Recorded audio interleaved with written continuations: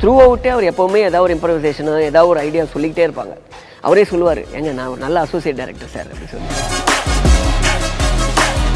Cooling glass ஒரு box ஃபுல்லாக cooling glass எடுத்துகிட்டு வராங்க. சன் கிளாஸ் எடுத்துகிட்டு வந்து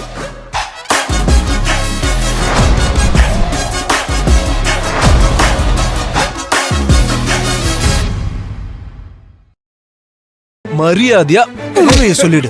அவன யாரோ சொல்லி கொடுத்தா நீ நடிக்க வந்திருக்க, அது யாருன்னு சொல்லிடு. இல்ல உன்னை துவச்சு போலீஸ்ல புடிச்சு கொடுத்துருவேன். சொல்லு சார். அப்படிலாம் பண்ணிடாதீங்க சார், ப்ளீஸ் சார். சொல்லிடுறேன் சார், உண்மையை சொல்லிடுறேன் சார்.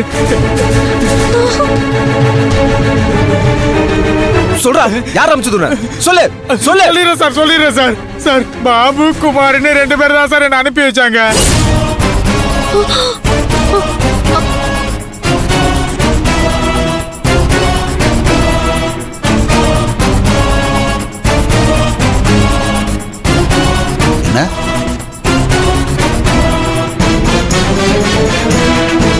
ஐயோ ஆள விடுங்க சாமி, நான் இந்த பக்கமே வரல.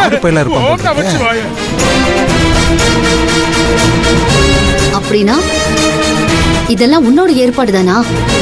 ஆமா, என்னோட ஏற்பாடு தான்.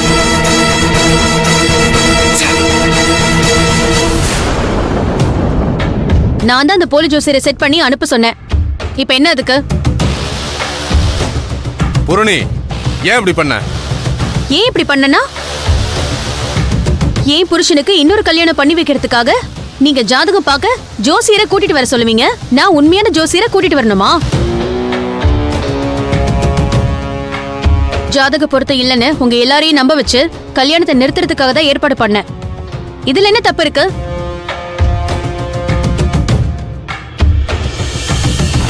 அதான் மாப்பிள்ளைக்கும் சிந்துவுக்கும் கல்யாணம் பண்ணணும்னு நாங்கெல்லாம் முடிவு பண்ணிட்டோம்ல. இதை எப்படி உன்னால தடுத்து நிறுத்த முடியும்? நீங்க கல்யாணத்தை நடத்தி பாருங்க, அப்ப தெரியும் நான் எப்படி நிறுத்துறேன்னு.